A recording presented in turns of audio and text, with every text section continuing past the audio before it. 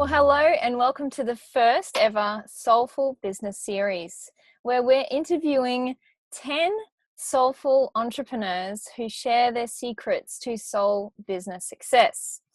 And in this series, we're really exploring what makes soul-based business different from regular business. And to kick things off today, I have Mel Midegs coming to us from Bali. And Mel's actually from Australia. She left Australia last year to build her business full-time from Bali.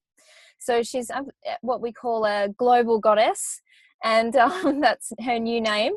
And she actually mentors other business owners to seek more balance in their work and to also go global, take their business to the next level. So Mel is such an inspiring woman. She has taken that courageous leap from initially leaving her job, then to starting her own business, then to leaving the country. So I'm really excited to have Mel here today. Thank you, Mel, for being here. Thank you, Nat. That's such a gorgeous introduction. Thank you so much. And for giving me the title of Global Goddess. I saw that the other day and I was like, oh, I kind of like that. I could get used to that. I think it suits you.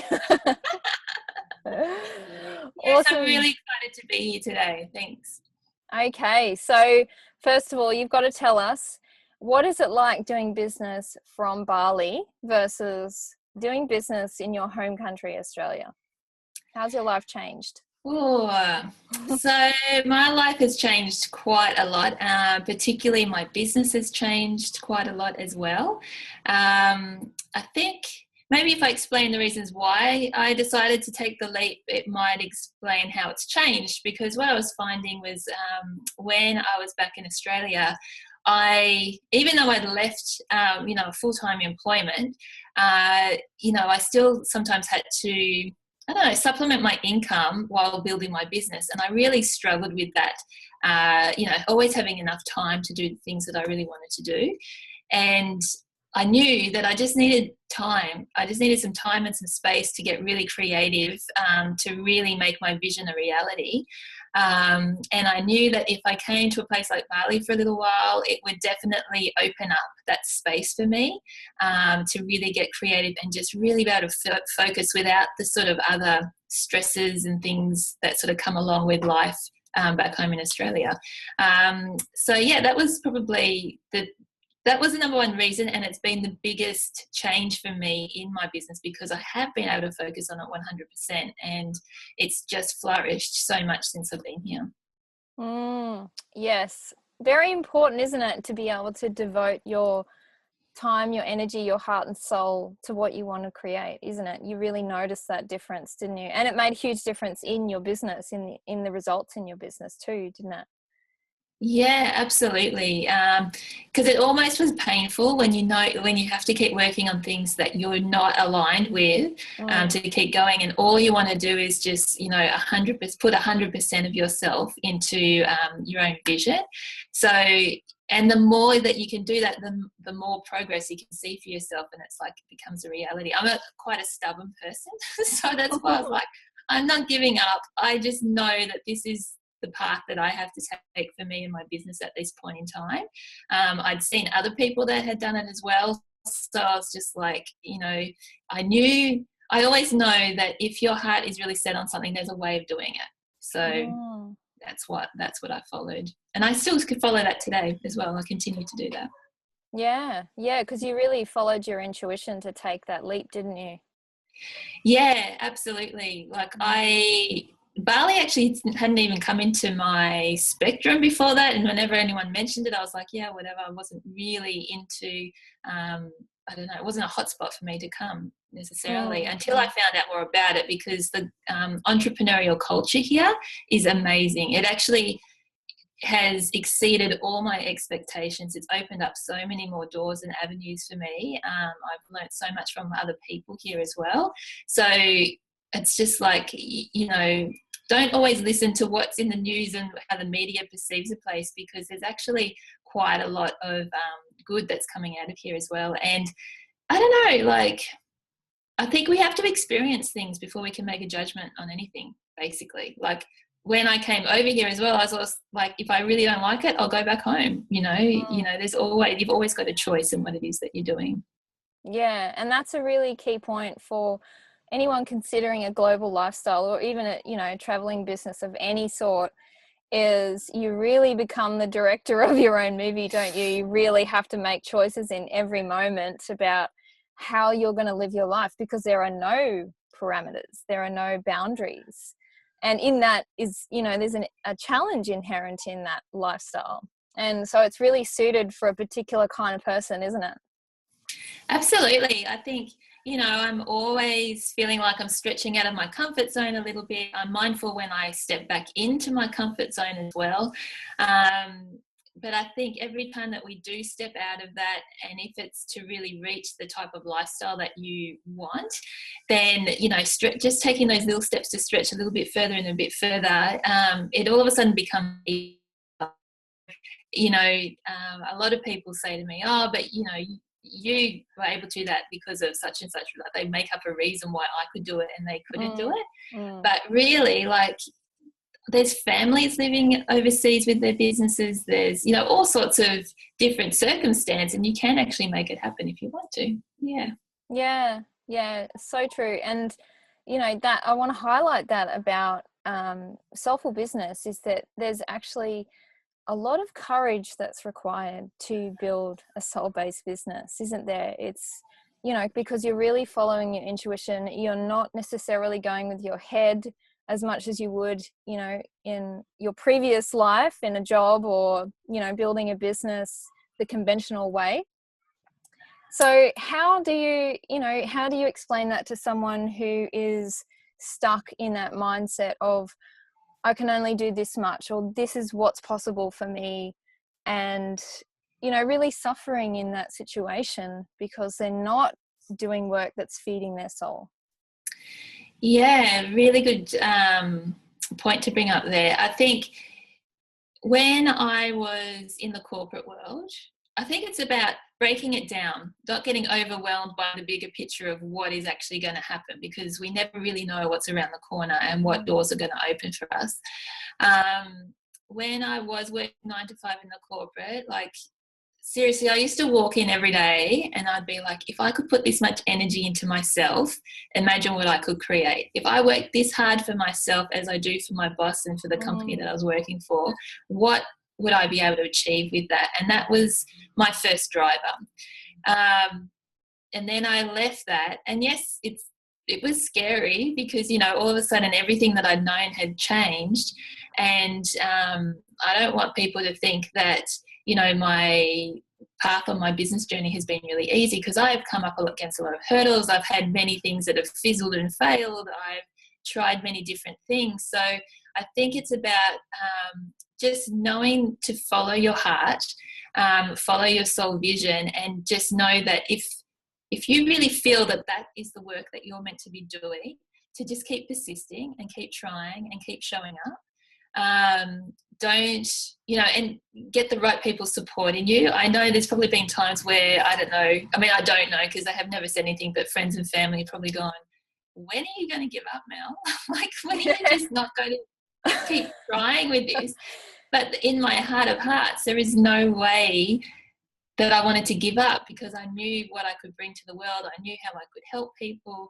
And it's basically been it has been a journey to really work out what is right for me, how I really want to work, and letting go of all these ideas of what business should actually look like, and creating that model that is really specific to me and that suits me and that works really well with my clients as well. So then everyone's happy, rather than having a business model that is what I think I should have and what I've seen other people do, but it doesn't really suit, me or my style or what it is that I want to achieve in my life. Yeah, that's brilliant. I love it. It's, there is no template when it comes to soul-based business. I mean, there are strategies that are tried and tested and do work, but in terms of, following a structured way of building your business, it doesn't really apply, does it? Because it has to come from another place. It has to come from a place beyond the mind. initially. And that's actually brings me to the name of your business, Seed to Soul. I love Yeah, that name. thank you. I still remember when I was trying to think of that name, because I'd actually just finished my psychosomatic therapy training. And it was and that's where I learned how to do the face reading, and which I incorporate in my business now. And I just knew at the end of that training that was what I needed to share the message about. I needed to help educate people about themselves so they understood and acknowledged the talents and the gifts that they had and worked with that, rather than, trying to just fit into what they think they should be doing. And seed to soul, for me, that really means planting these seeds. So planting the seeds of knowledge and love for yourself and acknowledge for yourself, and just watering them, nurturing them, and watching them bloom. Because over time, I don't feel that business is something that, no one just turns up and is successful overnight. I mean, there's probably a couple people that are, and that's kind of a fluke. But really, like, you've got to nurture those seeds. You've got to keep, learning about yourself. I say that, running your own business is really like the biggest self-development journey you're ever going to go on, because you just continue. My God, yeah. Like, I thought I'd done a lot of work before I went into business, but now it's like, wow, I've learned so much more. So it's like, nurturing those seeds within you to really see the path and to, really bloom into the best possible person that you can be, and how you can give back to this world in the best possible way. Beautiful. I love it. And I love the analogy of watering the seed and waiting patiently for it to germinate in its own time. And and patience is a virtue. That's it. I know. And that's another hallmark of soulful business, is that you can't force things. You can't make it happen. And there's a lot of push in conventional business to get results, make things happen, often before you've actually grown into the changes that are about to occur. And that's something that you've done, because this business that you're running now, in terms of mentoring other business owners, wasn't your first attempt in business, was it? It's been an evolution. Absolutely, yeah, it has been an evolution. When I first left my corporate job, I went straight into more of a healer therapeutic type business model, where I was using the psychosomatic therapy to help people deal with their emotions and, bring positive change into their life, which I found really nurturing. And I feel like actually I needed to do that a lot, was my own healing as well. It's funny how our businesses will change and will be how we're helping other people is generally how we're kind of helping ourselves at the same time. Yeah. So I did that for, which I was doing that for about a year and a half of doing the, that real sort of therapeutic style of business. But it just wasn't flowing for me. I found it really difficult. I wasn't finding that I was having a good flow of clients. Like, it did feel like a struggle. I was also doing face reading at markets, just to start talking a little bit more about how I did it differently. And at the same time, I actually was helping people with their design and promotion stuff as well. So, I was doing brochures for people and graphic design, sort of like, mini graphic design sort of stuff for people as well. So that was like my sort of stable income while the other one was growing. And then I realized,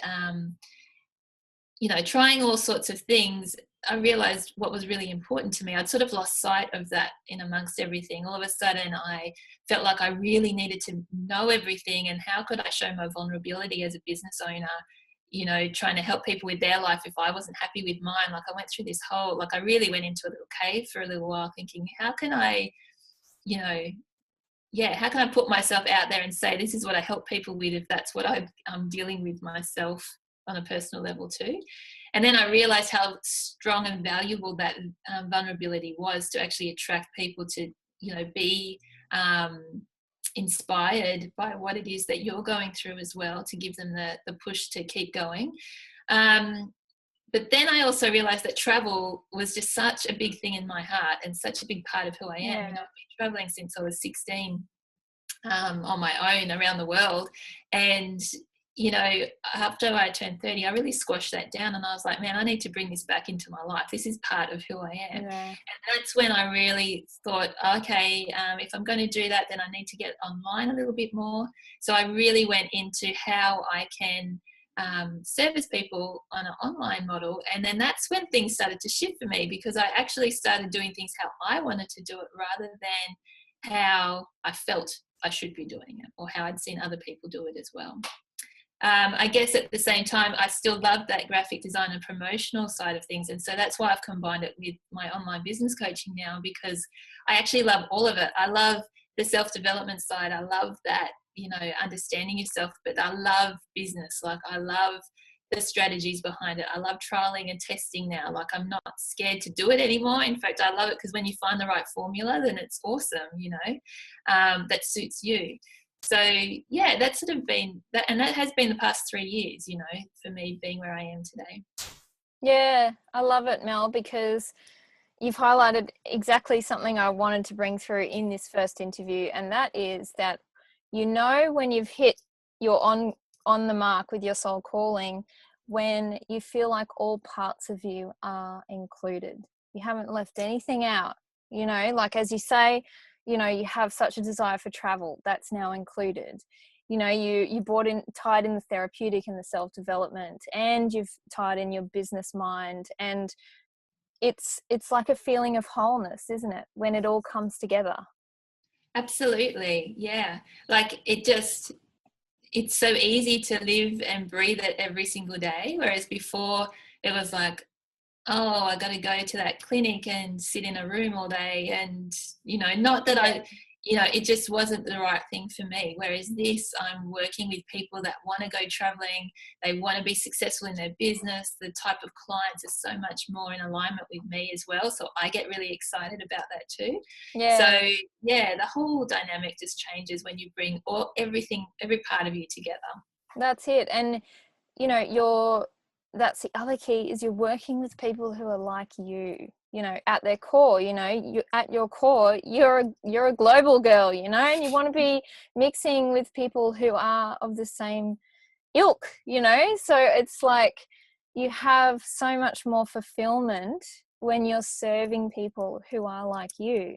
It's like, you know, working with Absolutely. kindred spirits, isn't it? And it just makes it so much more rewarding, doesn't it? It's not just, you know, bringing your gifts and your natural talents to the fore. It's also the fact that you're working with people like you.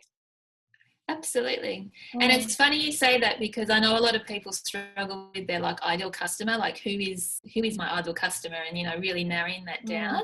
And can I just say, every single time that I've started with a new ideal customer, I've actually pretty much put myself in that person's shoes, like where mm. that person's at, what do they need help with, all that sort of stuff. And then it's grown and expanded from there. But you know yourself so well, so you're going to know what those people need, and you'll relate to yourself really well, because obviously you love what you do. You know. Yeah, that's right. And that's what makes you relatable to them too. So they're far more attracted to you when they can see that you understand them. You Yeah. know?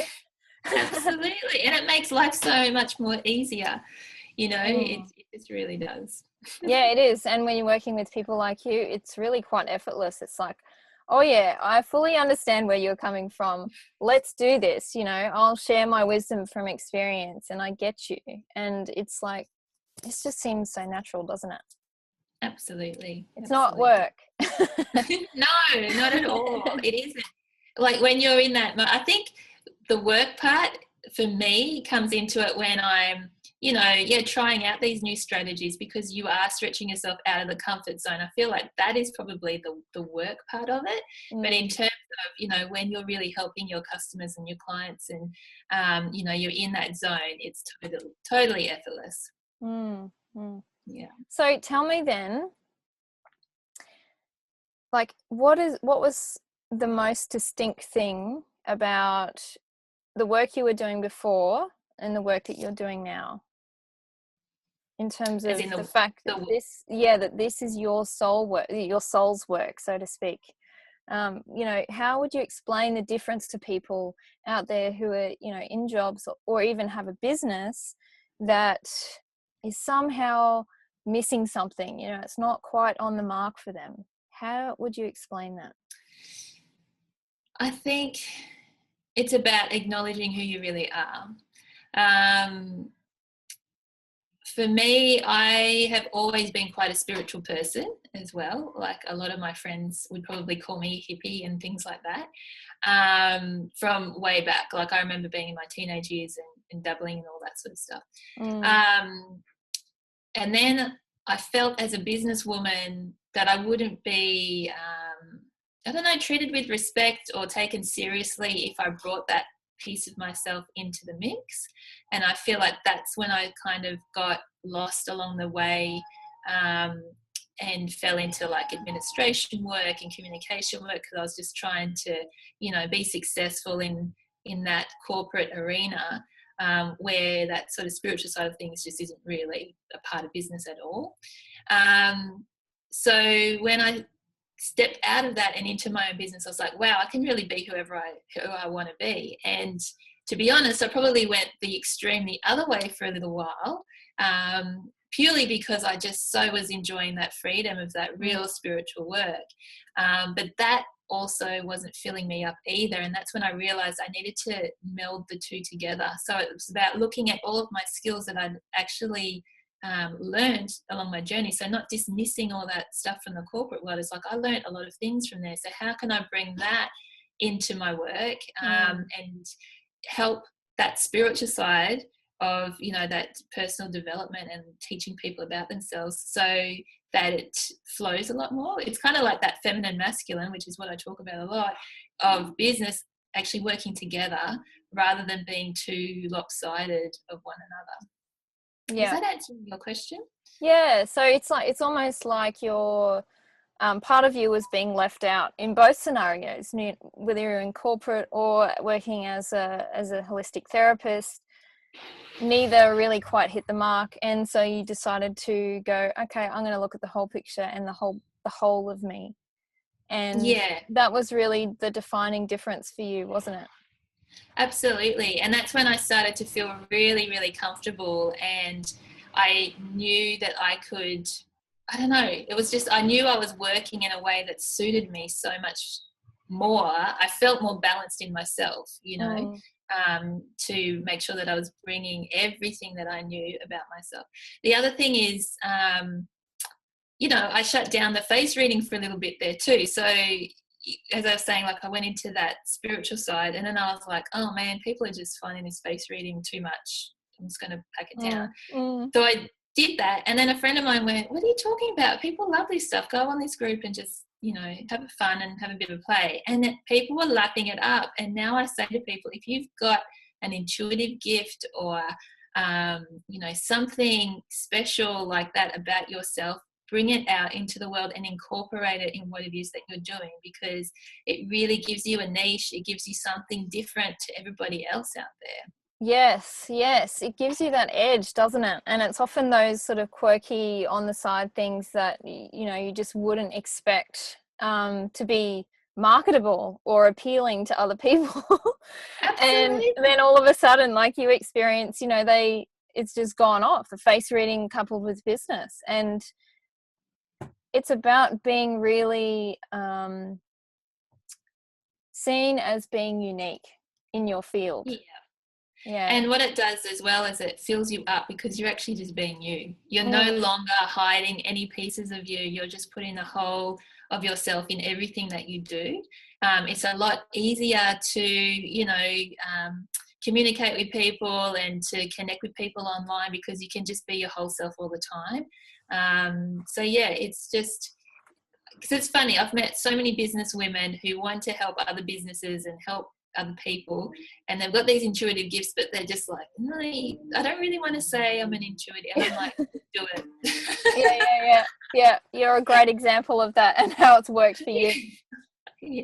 So you know, how do people bring their personality, their uniqueness more into their work? Because I know that's one of your things, isn't it? You're a very creative person and you like to, you know, make sure people's essence is coming through in their marketing. So how can they do that more, or what would you suggest?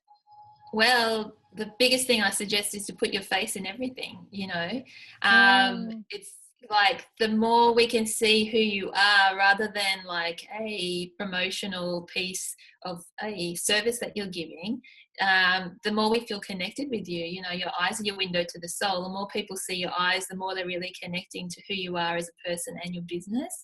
And it puts a personality to what that is, because online business is becoming such a huge place for people to be earning a living from as well. So there's a lot out there, and the more that your branding can include who you are, it's like, I don't know, it's just easier to connect with people. And I don't know about anybody else, but I prefer that myself. Like, I've never just worked with someone because I've seen a post with some words and a funky visual. It's more the person. I like to look at the person and who they are and connect with them.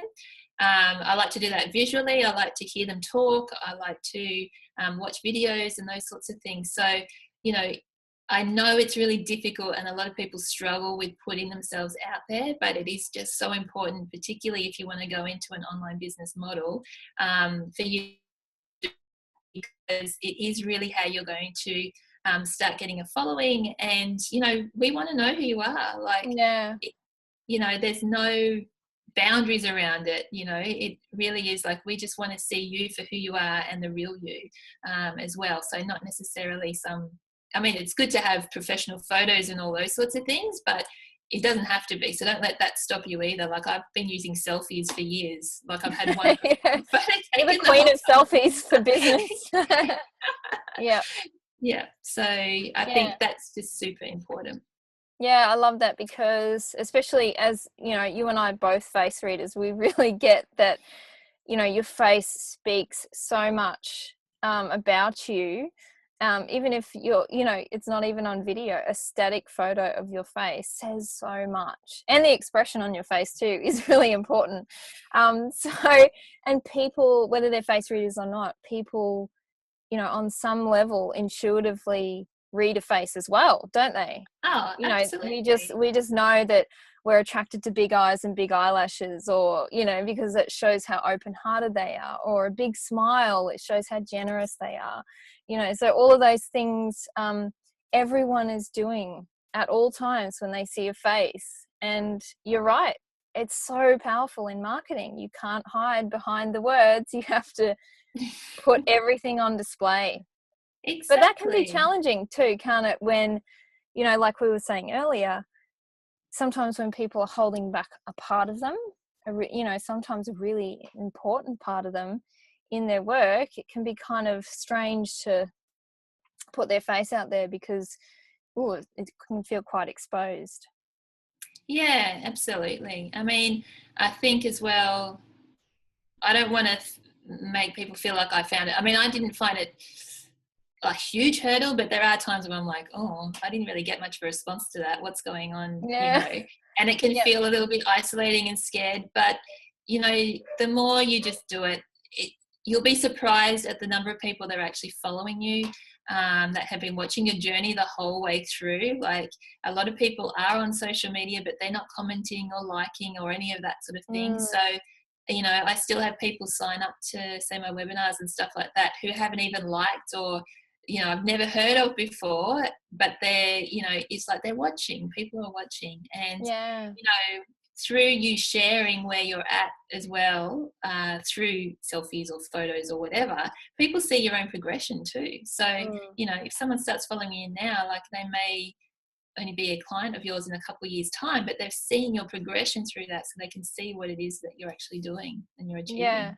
Yeah, definitely. And it raises the question, what are people really looking for online? They're really looking to connect. They're not just looking for a solution to their problem. They actually want to connect with a person, and they want to feel that that person is confident in who they are. They actually know who they are, and they're not just talking the talk. They're not just doing all the right things in business that you're supposed to do in business to look professional. People are beyond that now. They're looking for something deeper, aren't they? Absolutely. And I will say that, like, I've got my own coaches that I work with as well. And, every single one of them, I haven't I've gotten to know them before working with them, or it's been a referral or something where I've seen that person in action. I've seen, the way that they conduct themselves, and that has been the instigator for me actually choosing to work with them. So just remember that, like, however you choose to work with people, make sure you're exposing yourself in the same way so people can choose to work with you as well. Yeah, beautiful. Yeah. And that's such a perfect note to finish on, because that is the essence of soulful business, is who you really are, right? Absolutely. Yeah. It's got to be you the whole way. It just has to be you through and through. Absolutely. Yes. Yeah. Yes. Thank you, Mel. There's some awesome insights in there, and I love your openness and your desire to really help people just to be comfortable in their own skin in their business. That's what's Thank really you. needed. It's really needed today. So thank you for your service in the world. Thank you so much, Nat, for your kind words, and thanks so much for having me on your show here. Like, it's really exciting, and I feel like the work that you're doing as well is helping so many people to really look at that business in a different model and in a different way. And I feel like that's really a big shift that's happening in the business world right now. So yeah, I love your work too, Nat, and I look forward to seeing what else you come up with soon, because I just think it's amazing. Yes, thank you, Mel. Thank you. But before you go, you need to share with us how people can get in contact with you. What's the best way? The best way, so you can go to my website, which is www.seedtosoul.com.au. And on there, I've got a contacts page, so you can send me an email that way. Otherwise, you can find me on Facebook as well at Seed to Soul. And the other thing is, I guess I'm in here in Bali, so I do work with a lot of people online, but I do have quite a few things that come up where you can actually come to Bali and work with me. Oh, exciting. Yeah. I know, it's great. I've done I call them a global entrepreneur experience. So rather than being a retreat where we're hidden away doing our business stuff, I actually get people over here, and I really just have everything ready so you can hit the ground running on what it's like to live and work with your business overseas. So that's a 10-day experience. And the other thing I do as well is we can go into a lockdown. So you could come here for 3 days or more, and if you've got a whole heap of content and stuff you wanted to get done, we go into lockdown and we just get it all done for you, because this is the most amazing island in the world to be creative. So. It sure is. It sure is. It always looks so lush, and my goodness, Bali really is amazing. So I love that you're offering that to other budding global entrepreneurs too. So it doesn't matter whether they've been overseas or not yet, you'll show them the ropes, won't you? Oh, totally. Because I know how scary it is to come. Like, when I've come over here, people are always asking me questions about, what I did to get here and that. I'm like, well, just let me sort it out for you, and just get here and experience it. Yep, and I can definitely recommend. Mel will look after you. Absolutely. You'll feel so comfortable with her if you choose to take that big step. So thank you, Mel, for joining us today. You've been a wonderful opening interviewee for this series. Your personality really shines through. You really do walk your talk and set such an example for others out there wanting to build their soulful business. So thank you. Thank you, Nat. Thank you so much for having me. And good luck with everything. I look forward to keeping on working with you too. I think we can do more stuff together. I know, there's more to come. Yeah. Thanks, Mel. Okay, see ya. Bye. Bye.